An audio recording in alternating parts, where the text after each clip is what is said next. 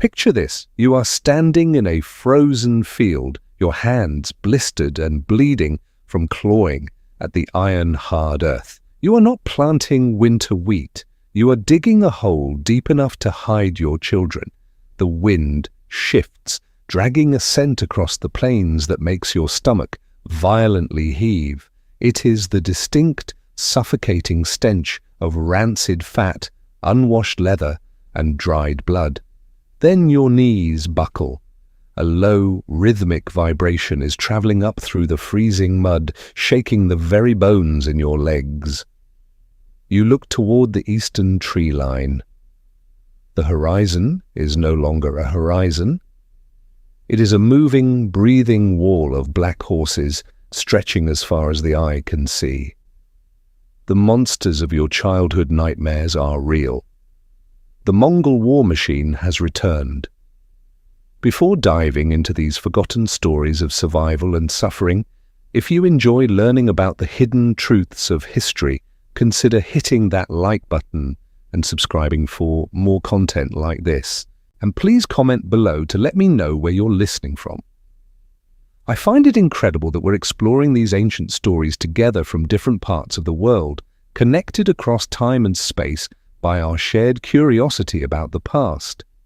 To understand the sheer, paralyzing terror gripping the year 1285, you have to rip open the deepest scar in European history. You have to rewind 44 years to 1241, the year the apocalypse rode into the west. The first Mongol invasion of Hungary was not a territorial dispute. It was an industrial-scale extermination event. The Golden Horde swept across the Carpathian Mountains and turned a thriving, wealthy kingdom into a sprawling graveyard. They annihilated the royal heavy cavalry in a single afternoon, leaving thousands of armored knights rotting in the swamps. They burned the wooden cities to the ground. They hunted fleeing civilians through the deep forests like wild game, using them for target practice. In less than 12 months, nearly half the human population of Hungary was simply erased from the earth. Men, women, and infants were slaughtered with the cold, mechanical efficiency of a nomadic empire that viewed sedentary people as nothing more than livestock taking up good grazing land. The survivors were forced to eat tree bark, boiled shoe leather, and eventually the flesh of the dead just to survive the winter. That is the blood memory etched into the mind of every living Hungarian. Now imagine waking up and realizing the butchers have come back for a second harvest. The Golden Horde is crossing the mountains once again, led by the ruthless tactician Nogai Khan and his co-commander Talabuga. Nogai is not just a general. He is the terrifying kingmaker of the steppe, a warlord who treats European monarchs like disposable pawns. He is bringing a massive army of veteran killers, men born in the saddle, wielding composite bows capable of punching an arrow through chainmail at 200 yards. They are marching into Europe with the absolute, arrogant certainty of victory. Nogai Khan remembers the stories told by his grandfathers. He expects to find a terrified, disorganized kingdom paralyzed by the ghosts of the past. He expects soft targets, undefended farming villages, and arrogant lords stupid enough to ride out into the open fields to be outflanked and massacred. He expects to drown the land in blood, take a few 100,000 slaves, and return to the steppe victorious. But Nogai Khan is walking blindfolded into a meat grinder. The trauma of the first invasion did not break the Hungarian spirit. It mutated it. It forced a radical, brutal evolution of military doctrine. The nation that the Mongols are invading in 1285 is entirely unrecognizable from the victim they butchered in 1241. The Hungarians have spent 4 decades preparing for this exact day. They have stopped wasting money on lavish palaces and started building jagged fortresses of solid stone. They have abandoned the vulnerability of the open plains, dragging their lives up onto sheer cliffs and mountain tops. They are no longer waiting to be prey. The Mongol invasion of Europe in 1285 is a forgotten war, intentionally buried because it ruins the myth of Mongol invincibility. But it is here, in the freezing mud and relentless ice of the 13th century, that the most terrifying military superpower the world had ever seen ran headfirst into a brick wall. This is the dark, untold story of how an empire built on lightning speed and psychological terror was slowly, systematically bled to death. To understand why Nogai Khan thought this invasion would be a casual, blood-soaked vacation, you have to look at the man sitting on the Hungarian throne in 1285, or rather, the teenager who aggressively refused to sit on it. His name is King Ladislaus IV, and he is a walking, breathing geopolitical disaster. History remembers him by a very specific, loaded nickname, Ladislaus the Cuman, and that title tells you everything you need to know about the absolute chaos tearing the country apart from the inside. Hungary wasn't just recovering from the apocalypse of 1241, it was experiencing a violent psychological identity crisis. Ladislaus was the product of a political marriage meant to heal old wounds, but instead it created a monarch with dangerously divided loyalties. His father was pure Hungarian royalty. His mother, however, was a princess of the Cumans. The Cumans were a fierce, pagan, nomadic tribe from the eastern steppes who had fled into Hungary to escape the Mongol meat grinder decades earlier. To the European eye, the Cumans looked, fought, and lived exactly like the Mongols. Imagine being a Hungarian baron whose grandparents were slaughtered by nomadic horse archers, and you look up at your king. Instead of a pious, steel-clad monarch acting as the shield of Christendom, you see a 20-something kid who has completely abandoned Western civilization. Ladislaus despises the suffocating stone walls of his palaces. He actively loathes his politically arranged, devoutly Catholic wife, eventually locking her away in a convent. Instead, he wears silk and fur. He shaves his head in the nomadic style, leaving only braided pigtails. He surrounds himself with Cuman warlords, sleeping in felt tents, riding wild steppe ponies, and engaging in pagan rituals that make the Catholic Church absolutely lose its mind. The Pope actually sent a papal legate to Hungary to threaten King Ladislaus IV with excommunication and a literal crusade against his own country. That is how bad things had gotten. The so-called defender of Europe was essentially a steppe warlord, cosplaying as a Catholic king, parading around in the exact same armor as the monsters who had nearly wiped his kingdom off the map. Because of this severe political schizophrenia, the central authority of the Hungarian crown has completely disintegrated. The kingdom is fractured into violently, fiercely independent fiefdoms. Powerful oligarchs, men who control massive private armies and vast estates, despise their bizarre, pagan-loving king. They are acting as miniature tyrants, fighting brutal civil wars against each other, burning rival villages and flatly ignoring royal decrees. Hungary in the 1280s is a shattered mirror. It is a house divided, soaked in gasoline, just waiting for a match. Now put yourself in the boots of Nogai Khan. You have spies embedded in the merchant caravans traveling west. You have scouts listening to the whispers on the borders. They bring you intelligence that makes you smile. They tell you that the Hungarian king is a boy playing in the dirt with nomads, hated by his own people. They tell you the barons are slitting each other's throats over petty land disputes instead of guarding the mountain passes. They tell you the Pope is ready to abandon them to the wolves. To an apex predator like Nogai, this isn't just a military opportunity. It is blood in the water. It is a dinner bell ringing across the steppe. In the Mongol calculus of war, a divided enemy is already a dead enemy. Their entire psychological framework relies on exploiting internal fractures and watching civilizations tear themselves apart in panic. Nogai assumes that the moment the Golden Horde crosses the Carpathian Mountains, the Hungarian oligarchs will instantly turn on King Ladislaus IV. He assumes the peasants will have no unified leadership. He assumes the nation will simply collapse under the weight of its own political dysfunction, offering its neck to the sword just like it did 40 years ago. It looks like the perfect crime, a swift, brutal decapitation of a dying, pathetic state. But Nogai Khan is making a fatal, arrogant miscalculation. He is looking at the king, but he isn't looking at the landscape. He is reading the politics, but he is entirely ignoring the architecture. The Mongols are about to discover that while the king might be a distracted boy playing in tents, the barons who despise him have been very, very busy. They haven't been wasting time trying to save the kingdom. They have been building a trap. Let us talk about generational trauma and how it manifests in medieval architecture.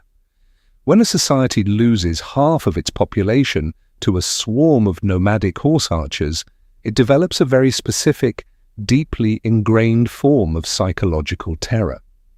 King Bela IV, the grandfather of the current chaotic Cuman boy king, survived the original 1241 apocalypse by literally running for his life to an island in the Adriatic Sea.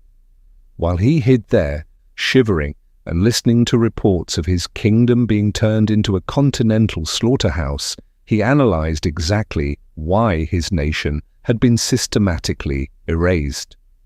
Bela realized that pride is a luxury dead men cannot afford. The Hungarians had fought the Mongols the way European knights always fought, on wide open plains, charging headfirst into glory. But the Mongols were the undisputed masters of the open field. If you fight them on flat ground, you die. It is a mathematical certainty. Their extreme mobility, their feigned retreats, their composite bows, their entire tactical doctrine relies on horizontal space. Furthermore, the old Hungarian defences had been constructed of earth and wood. The Mongols simply burned them down and rode over the ashes. The king's conclusion was simple, humiliating and ruthless. Horizontal space is death. Wood is death. The only things that survive the Mongol war machine are altitude and solid rock. The Mongols were an unstoppable force on the x-axis, so Hungary was going to move to the y-axis. What followed was the most obsessive, paranoid construction boom in European history. Bela essentially privatized national defense. He told his surviving, traumatized barons that he would give them massive tracts of land, free and clear, on one strict condition. They had to build Hungarian stone castles, not wooden palisades, not mud brick forts, solid, impenetrable, jagged masonry. And they did. Over the next 40 years, the very geography of Hungary mutated. Over 100 new fortresses clawed their way out of the earth. But you need to erase the image of romantic fairy tale castles from your mind. These were not built for hosting banquets or looking pretty. These were brutal, ugly, functional survival bunkers. They were constructed on the most miserable, inaccessible, ankle-breaking terrain imaginable. We are talking about sheer cliff faces, isolated mountain peaks, and jagged crags where you could not even walk a horse, let alone execute a massive cavalry charge. This required a fundamental shift in military psychology. The Hungarians, a proud warrior culture that loved their heavy cavalry and battlefield glory, were openly admitting defeat on the plains. They were accepting a bitter reality. They were saying to the ghost of the Golden Horde, "You own the flatlands. If you return, we will not ride out to meet you in a glorious clash of steel. We will let you have the dirt. We will take our food, our weapons, and our families, and we will crawl up into the sky and hide behind 10 feet of stone." This strategy of absolute denial is exactly what the Golden Horde is riding into in 1285. Nogai Khan is expecting a repeat of 1241. He expects an arrogant European army to march out, form up in clumsy ranks and wait to be shot to pieces. He packed light. His massive cavalry force is designed for a fast, violent raid. They did not bring heavy siege equipment or captive Chinese engineers this time because they expect to easily forage and live off the terrified countryside.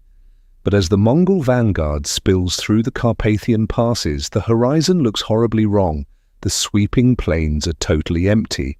The villages below are deserted, deliberately stripped bare of anything edible or valuable, and looming high above them, casting long, mocking shadows across the valleys, are these monstrosities of stone.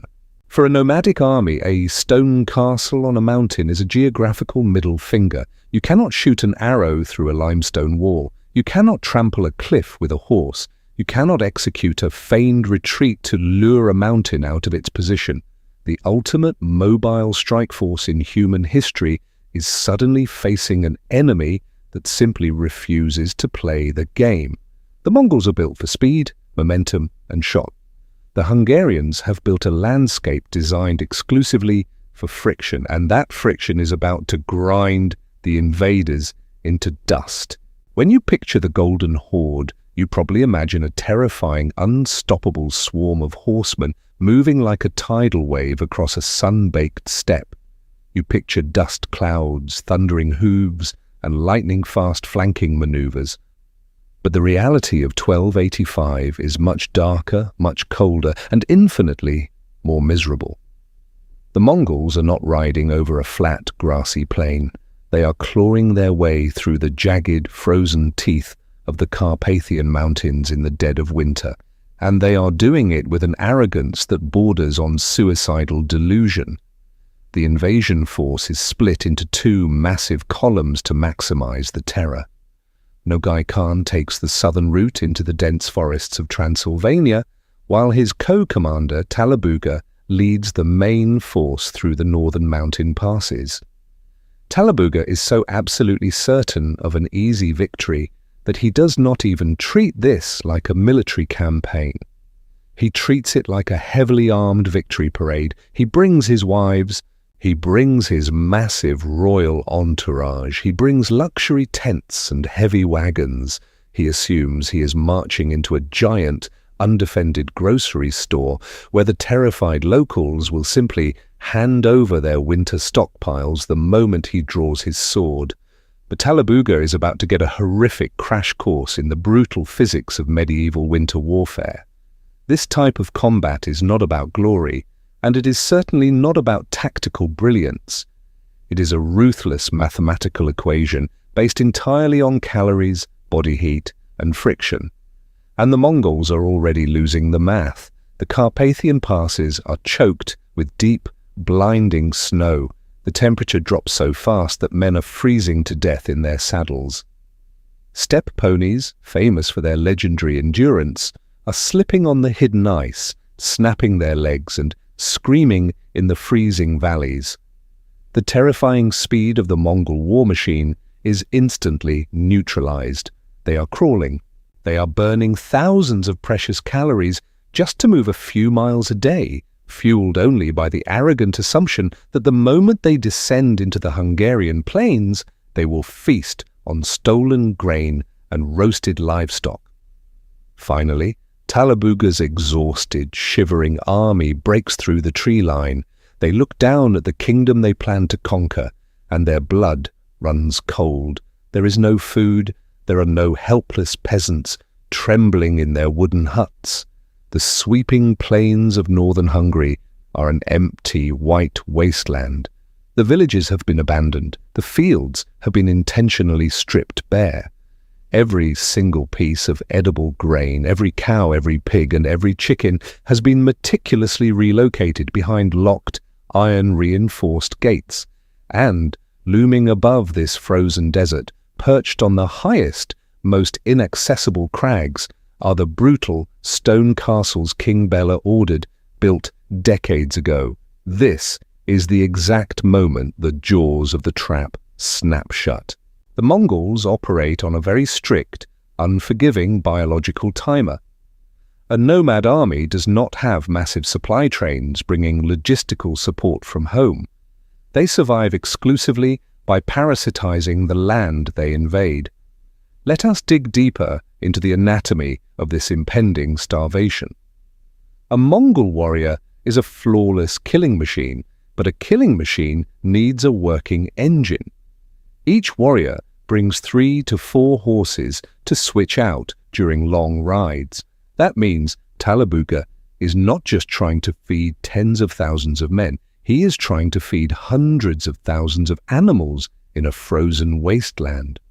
Normally, they would sweep through the countryside, slaughtering the farmers and raiding the silos to keep their war horses alive. But the Hungarians have removed the fuel source.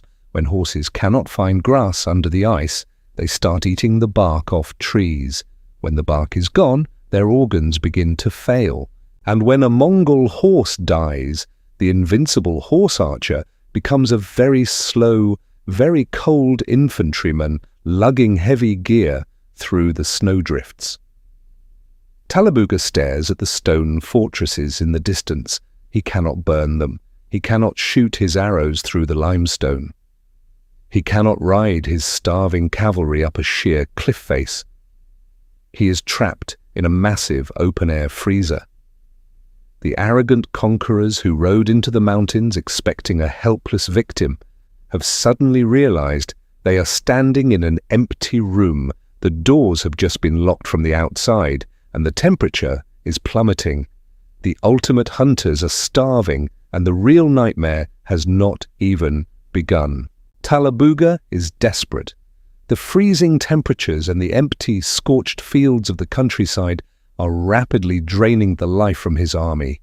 He needs a victory, but more importantly, he desperately needs a massive stockpile of calories to keep his men and his horses from dying in the snow. He pushes his shivering, exhausted horde deeper into the Hungarian heartland, aiming for the commercial and political center of the kingdom. He aims for Pest. 40 years earlier, Pest was a bustling, wealthy, mostly wooden city situated on the flat banks of the Danube River. In 1241, the Mongols had swept into Pest, slaughtered tens of thousands of inhabitants, and burned the infrastructure so thoroughly that only a black scar on the earth remained. Talabuga expects to find a rebuilt wooden city, fat with winter stores, soft and ripe for the taking. He expects a massacre.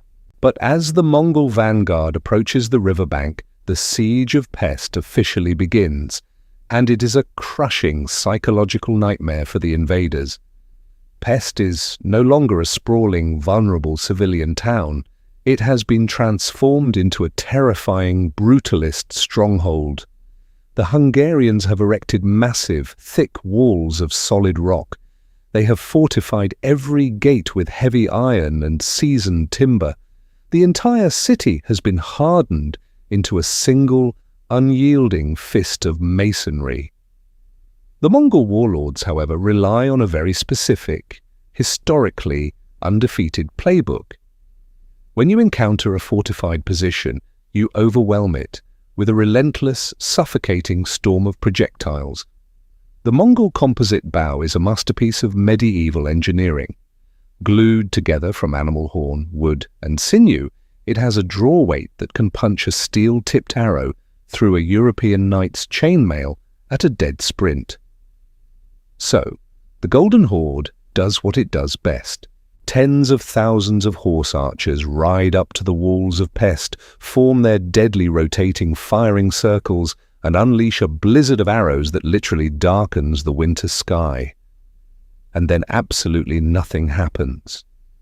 This is the exact moment the fluid dynamics of steppe warfare violently crash into the static reality of European siege engineering. The arrows hit the towering limestone walls and simply shatter. Millions of arrows, crafted with painstaking care by nomads over months, turn into useless piles of splinters in seconds. The Hungarian defenders standing high on the stone parapets do not scream. They do not panic. They do not break rank. They barely even need to raise their heavy wooden shields. They just stand up there, wrapped securely in warm wool and thick furs, looking down at the most feared military force on the planet, as if they are watching a slightly annoying swarm of angry hornets. Talabuga's officers try everything to break the stalemate. They ride aggressively close to the walls, screaming insults, trying to goad the heavily armored Hungarian knights into coming out for a glorious, honorable fight.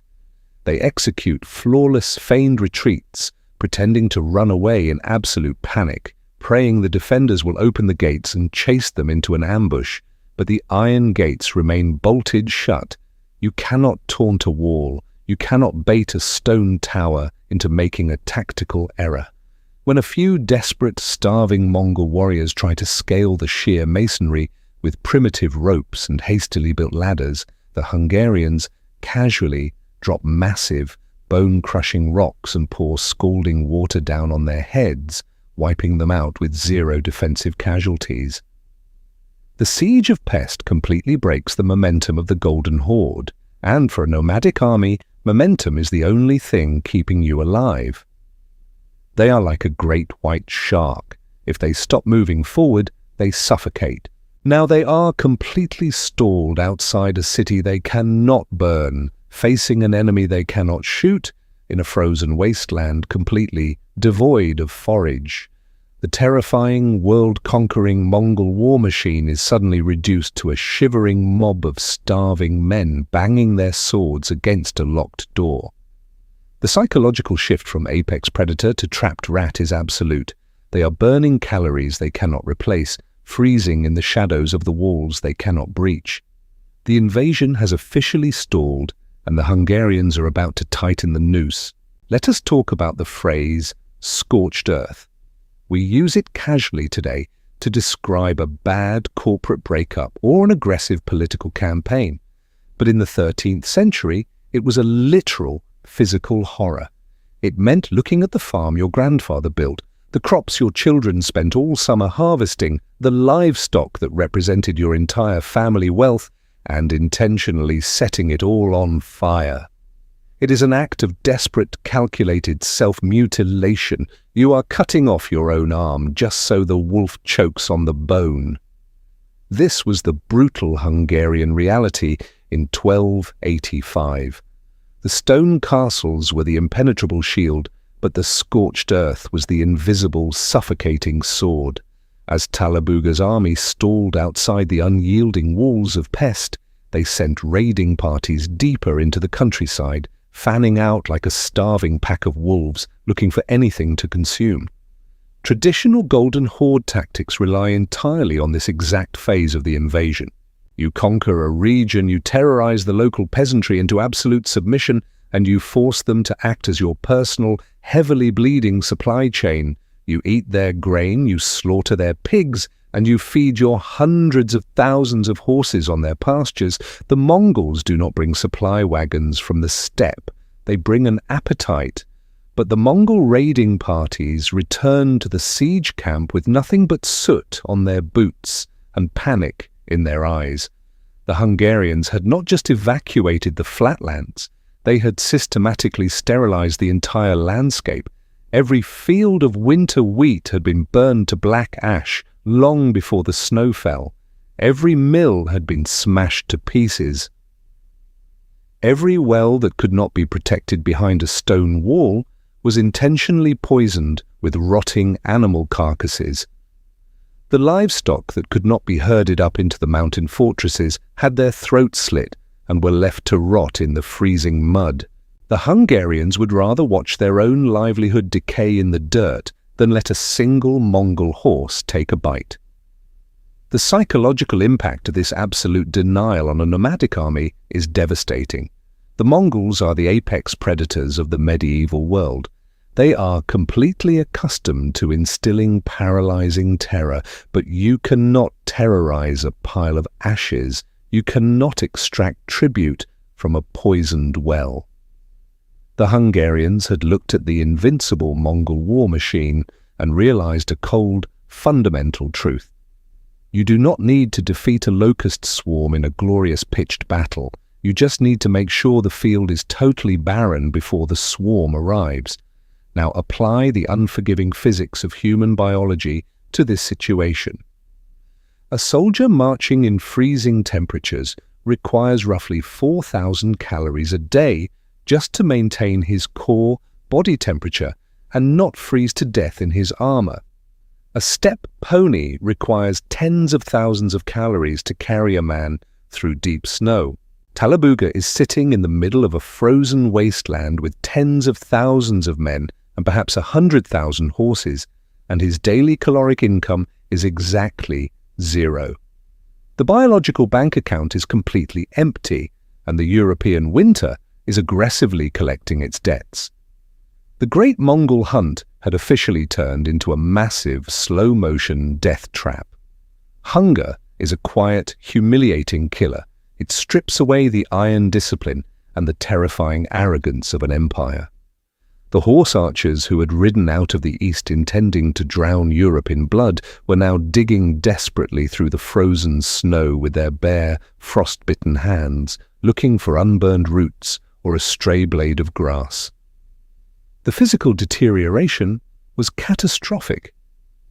The very weapons that made them invincible suddenly became useless. Drawing a heavy composite bow requires immense upper body strength, and a starving man shivering violently with hypothermia simply does not have the muscle fibers left to pull the string back.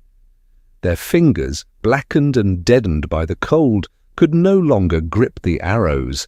The mighty Golden Horde, the conquerors of entire continents, had been reduced to a shivering mob of scavengers freezing in the shadow of Hungarian stone. King Ladislaus IV might have been a disaster of a monarch, but the local barons and the common peasantry had executed a flawless, merciless defensive strategy.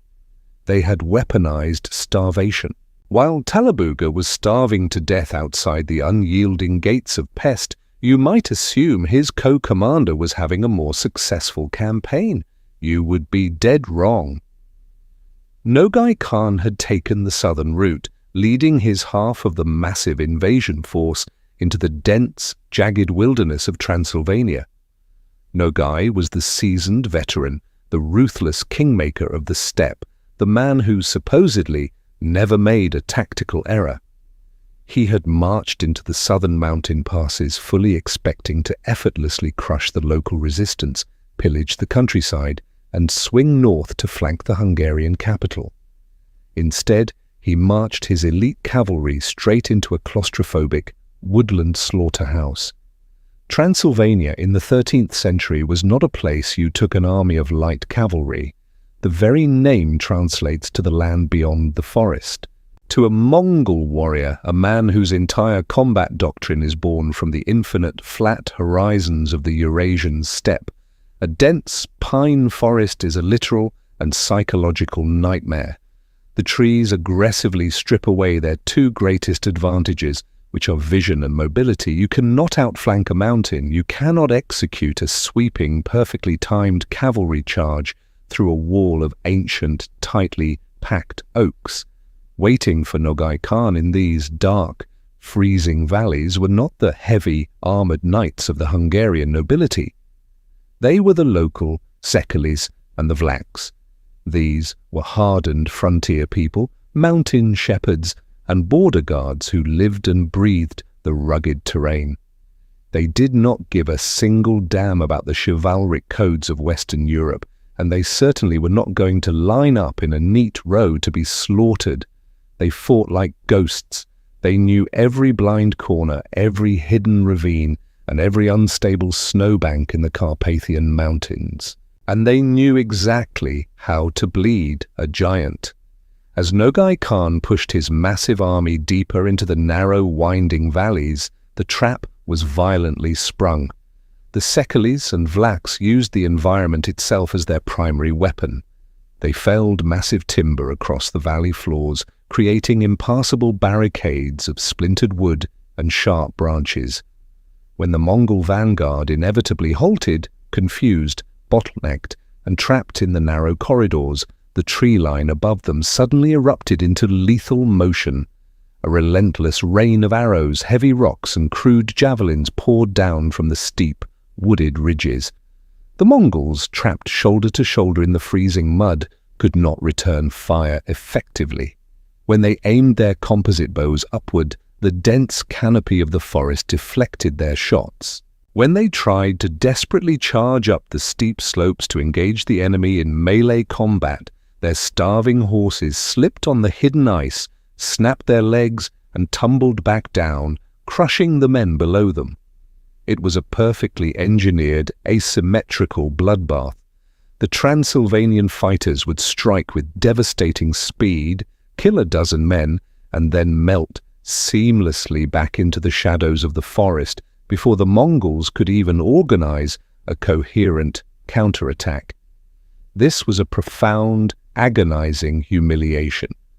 Nogai Khan, the grand architect of terror, was being systematically dismantled by peasants in the woods. His supply lines were entirely non-existent.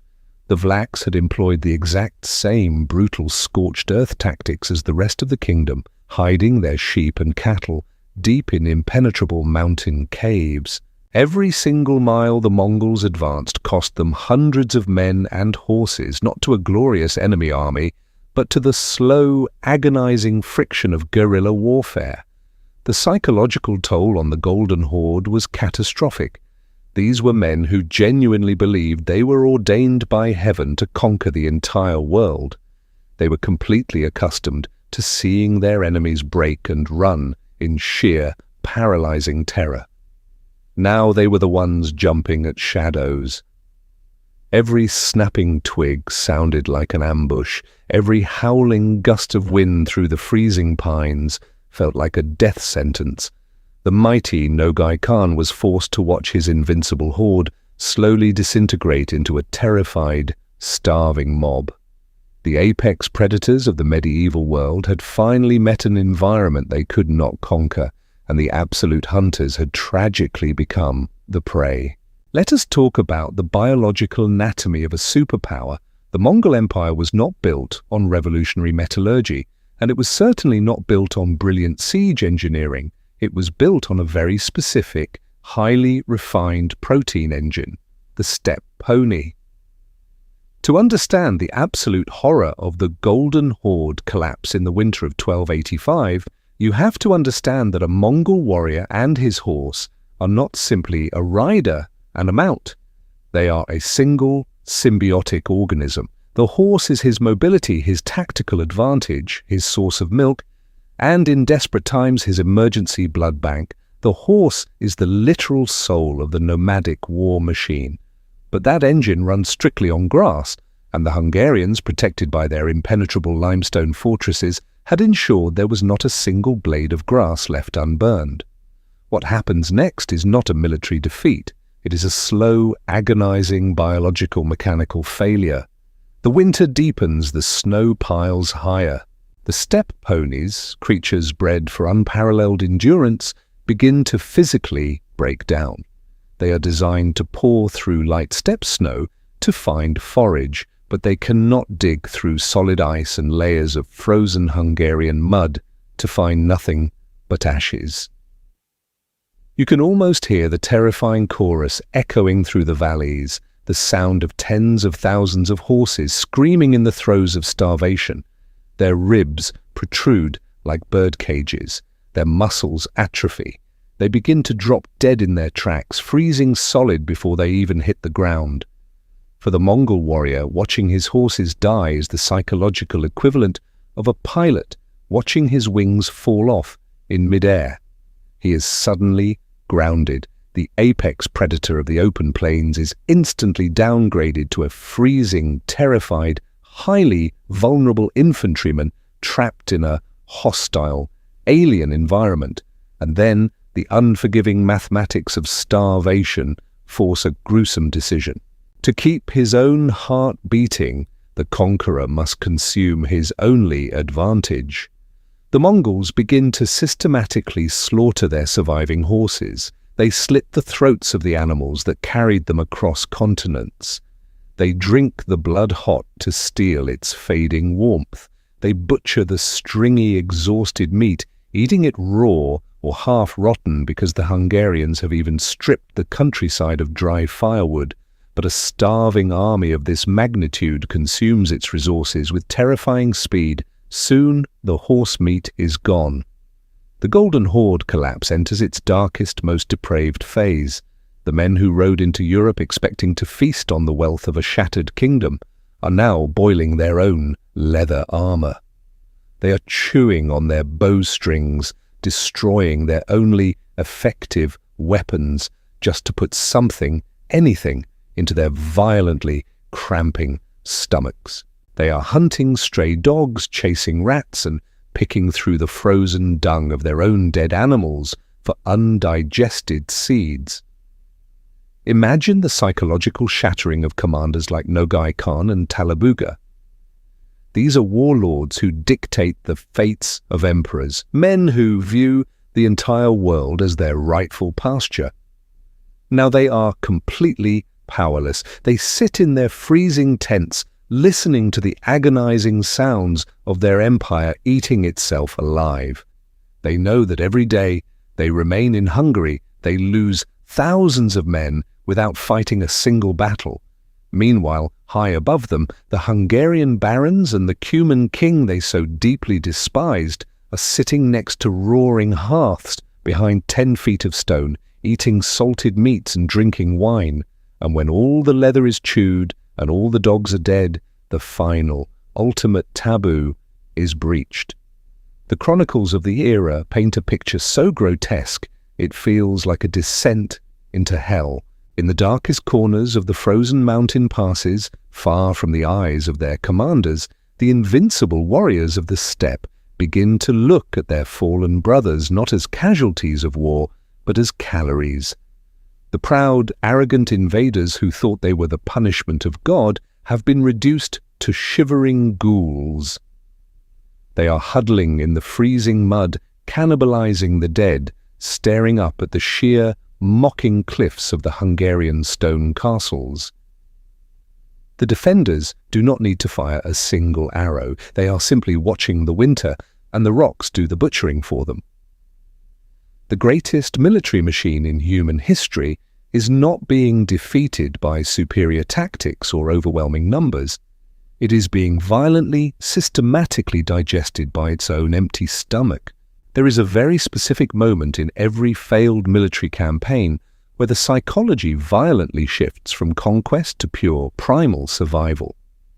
For the Golden Horde in the winter of 1285, that moment arrives when the warlords look at their decimated, freezing, cannibalistic army and realize that traditional Mongol military tactics are completely useless here.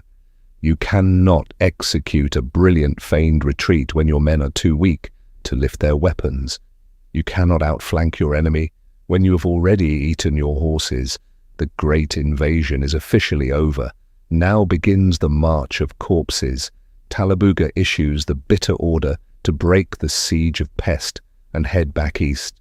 In the south, the legendary Nogai Khan is already desperately trying to drag the shattered remnants of his own forces out of the Transylvanian meat grinder. But leaving Hungary is infinitely more difficult than entering it. They must cross the jagged, freezing teeth of the Carpathian Mountains a second time. Only this time they are not a proud, terrifying cavalry force riding the finest steppe ponies. They are a wretched, diseased mob of starving infantrymen limping through knee-deep snow.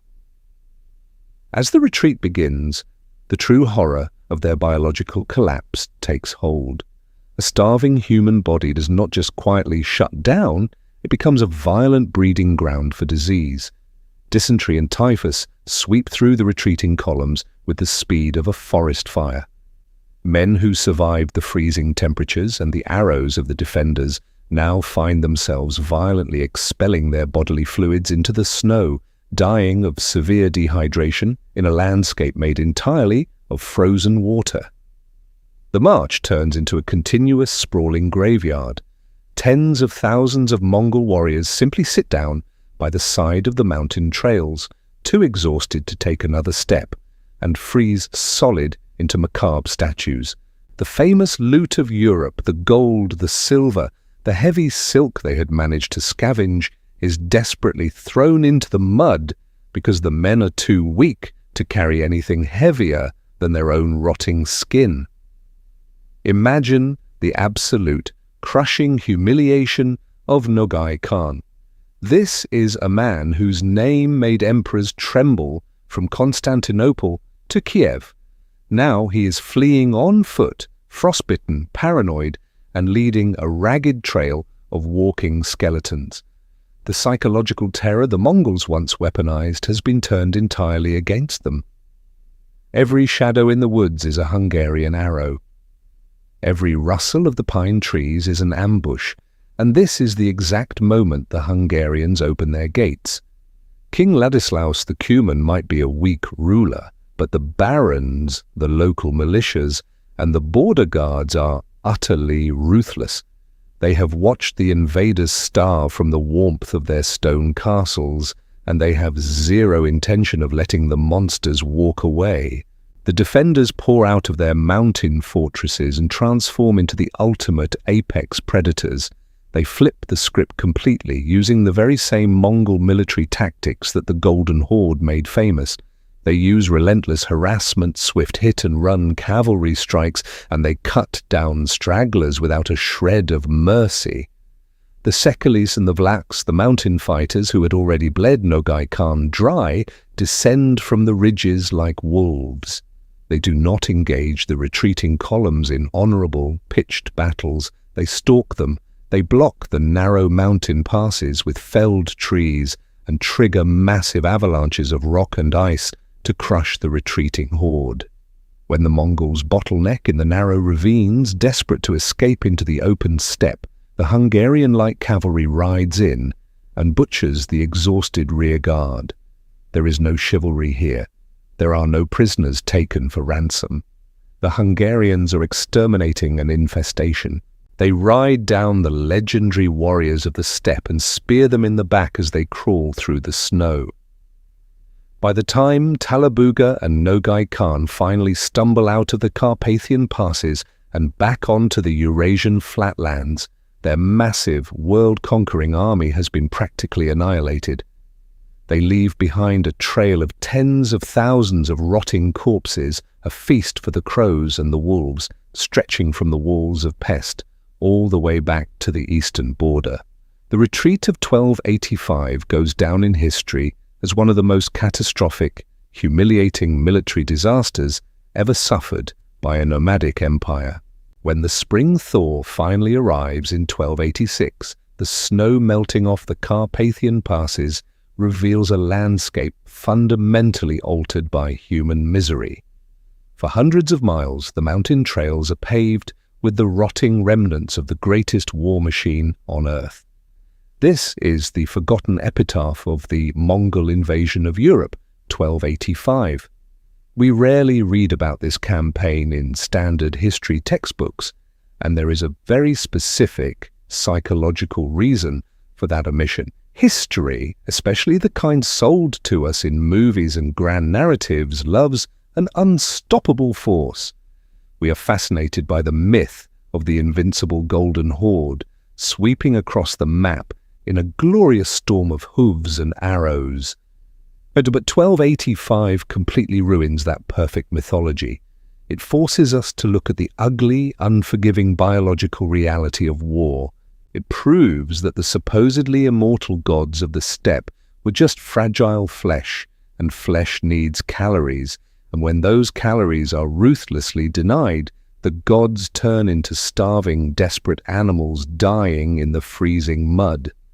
Nogai Khan and Talabuga barely survived the retreat, but the psychological spell they had cast over the Western world was permanently shattered. The Golden Horde would never again attempt a full-scale, continent-crushing invasion of Central Europe. They had finally reached the absolute physical limits of their military doctrine.